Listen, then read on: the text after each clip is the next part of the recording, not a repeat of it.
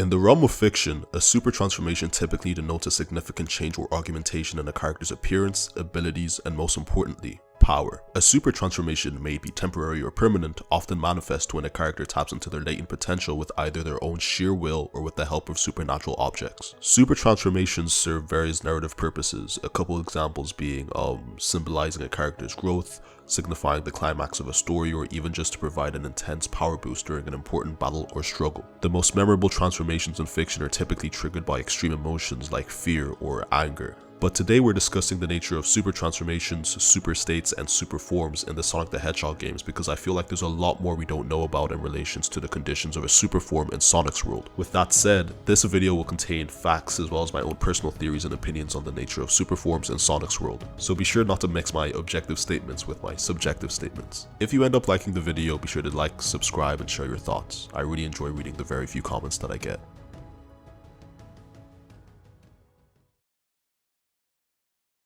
Sonic's world, including Sonic himself, is full of anthropomorphic characters that are capable of utilizing a super state, and there are those that are more capable, worthy, or compatible than others and are able to tap into a super form, and I'll get into the potential reasons why shortly. These transformations are not exclusively based on sheer will, but instead it require either 4 secret swords, 3 world rings of very specific emotion, or 7 ancient stones that are said to hold unlimited power. And as cool as all 3 sets of items sound, let's just bring our focus to the 7 stones, the Chaos Emeralds. These stones have allowed Sonic and friends to utilize the power of chaos, with a capital C by the way, to perform feats of insanity. Wanna cause miracles? Chaos Emeralds. Wanna warp and or stretch the fabric of space-time? Chaos Emeralds. Wanna power a machine as small as a biplane or a death robot as big as a skyscraper? Chaos Emeralds. They can do it all. Now from my understanding, having just one of the 7 Chaos Emeralds will grant you access to unlimited power, and having all 7 in your possession will allow you to efficiently control the unimaginable power you're granted with. So while you're able to cause mad trouble with only one of them, you're gonna need all 7 to act as a stabilizer. And I assume this stabilizer is in the form of a super form. Get it? Form of a super... Yeah, okay. So it's pretty simple on paper, right? 7 super stones equals Super Saiyan? Well, not quite. While Sonic and his friends are able to use the emeralds to utilize a power or state of sorts, only 3 have been shown to be fully capable of utilizing these gems to their full potential. Sonic, Shadow, and Silver. No one else. Outside of robots made to be able to use the power of chaos, no one else has been able to use these gems like they do. Their bodies are compatible with the emeralds. Dare I even say the emeralds were created with their bodies in mind. And this has always made me suspicious. Why is it only these 3 hedgehogs that are able to fully tap into the power of chaos with a golden body as proof of being worthy of wielding said power? Tails can't do it, Amy can't do it, Cream can't do it, Vector can't, Charmy and Espio can't, Mighty and Ray can't either. And Rouge definitely can't, she only sees the monetary value in the emeralds and nothing else. Hell, even Knuckles can't, and he's the freaking guardian of the controller that unifies the 7 chaos. So what's the deal? Like, okay, for Shadow's sake, we can make sensible assumptions on why he's worthy of the power of chaos. He was created to be the ultimate life form, doubling as a means of achieving immortality and being the ultimate military weapon for humanity. He also possesses the DNA of Black Doom, an alien from the Black Arms race that seemingly live forever and are interlinked with the Chaos Emeralds in some way, shape, or form. Shadow is also the splitting image of Sonic, yet we don't know why. Sonic wasn't born or conceived during the time of Project Shadow, so that's another mystery altogether. All I can say is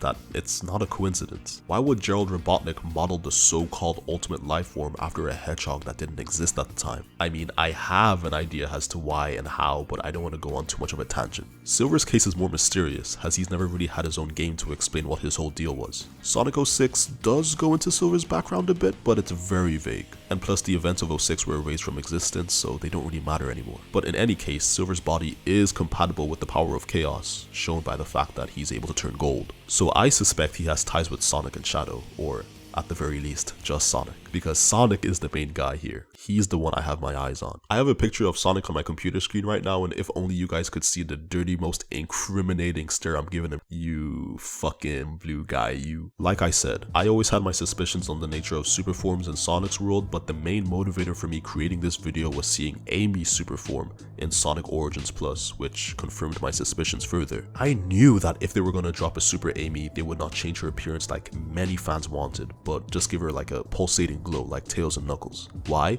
Because she's not compatible with the full extent of the power of chaos. She's not worthy. I don't have a source for this, but it was allegedly said by Mr. Iizuka that only male hedgehogs can turn super. That is to say, utilize the full power of the Chaos Emeralds to transform and achieve that beautiful golden glow. Ian Flynn also confirmed this in a tweet in 2015. It's unknown if this rule has changed since then, but recent events have shown that it probably hasn't. Mr. Flynn also stated that getting Super Neo approved for the IDW comics was a hassle due to the only male hedgehogs rule, but it was allowed to slide due to Metal Sonic being based on a hedgehog that is male. So if I'm to apply this male hedgehog rule to my hypothesis, it seems that only those that are fully worthy of utilizing the full extent of the power of chaos are male hedgehogs, which is misogynistic from a general angle, but perhaps there's an in-universe reason for this and it just hasn't been revealed yet. Regardless of those assumptions being put into place, I still fully believe Sonic is the key and the answer. Out of the three hedgehogs, Sonic has shown the most promise when it comes to a super form. You could say that it's due to him having the most experience with the emeralds compared to Shadow and Silver, but he showed no issue transforming for the very first time. Even Mr. Ultimate Lifeform over here depleted all his energy after using Chaos Control to teleport the Space Colony Arc back into orbit while Sonic was able to make it back on board. But fine, I'll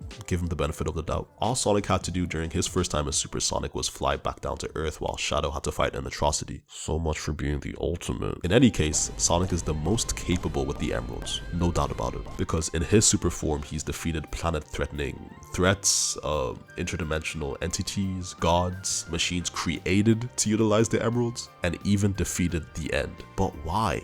Why him? Why is he so compatible with these miracle gems? Why is he special? I mean, hell, this is somewhat irrelevant, but why is he able to exit cyberspace as easily as it is for one to enter it? Is it because he is the protagonist? Is he just that guy? Nah, I think it's something deeper. So let's start from the very beginning. Sonic's past. So what do we know about Sonic's beginnings as a guy that loves adventure? Exactly, nothing.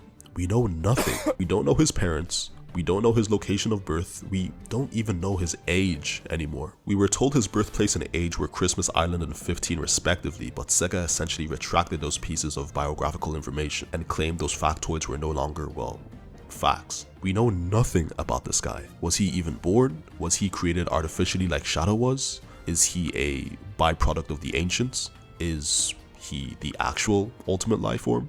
I honestly think he is. There's a mural on the Hidden Palace Zone located on Angel Island that predates the Echidna civilization, and it essentially depicts Super Sonic facing off against Dr. Eggman with the Master Emerald and his big-ass robot. It's commonly accepted that the ancients created this mural, so unless the Master Emerald was capable of revealing the future to the ancients, this Super Sonic vs. Eggman prophecy was entirely on them. Also, let's remember that the ancients and the Chaos Emeralds are of extraterrestrial origin. If we're to continue to believe the emeralds were made with the male hedgehogs in mind, that would mean Sonic, Silver, and Shadow are also from outer space. We already know Shadow shares DNA with aliens and that he was literally created in space, so I don't know.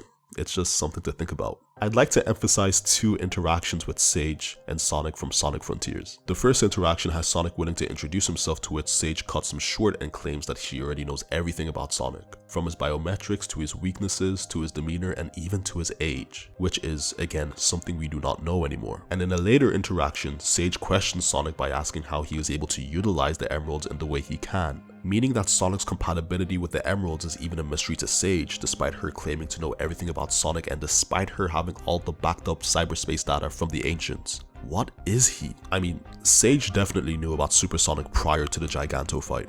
Without a doubt, there's no way she knew about the events that took place on the Space Colony arc, but not Super Sonic. She's Eggman's AI, she knows everything he knows and more. And yet, with all the knowledge about Sonic, his life and his friends, and all the knowledge of the ancients, she still doesn't know why Sonic is able to turn super? It's very iffy. It's almost like the reason predates history. Additionally, I find it very strange that she underestimates Sonic's power with the Chaos Emeralds. Assuming she knows what the form can do from Super Sonic related events prior Frontiers, she still states that the end result won't change after Sonic claimed he could beat the Titans as Super Sonic. Like, she's seen what Super Sonic can do, right? Perhaps the end result she was referring to was the End destroying everything, which would imply that the End is the strongest thing Sonic has ever faced. Look, miracle gems or not, defeating or delaying the very concept of death is very ridiculous, even for the realm of fiction.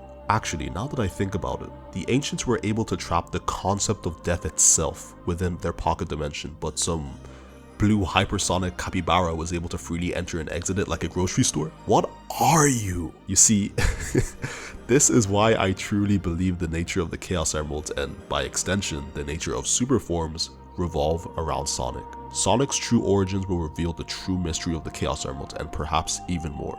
He is quite literally the key.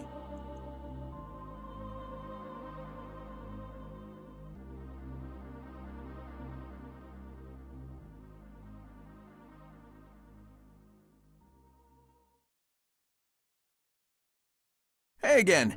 Since we've grown so close, how about helping me out? I have run the simulations. Sharing data will not change the outcome. You're always talking about odds and simulations, but we living beings don't live by calculations. The will to live, the drive to achieve, the desire to protect the ones you love, that kind of thing can grant a power you can't imagine. Love can be converted into power. Do you have any data to back this proposed conversion? Nope. That's what makes it miraculous. But if you really need proof, I'll whip you up a miracle by the end of all this. You'll see.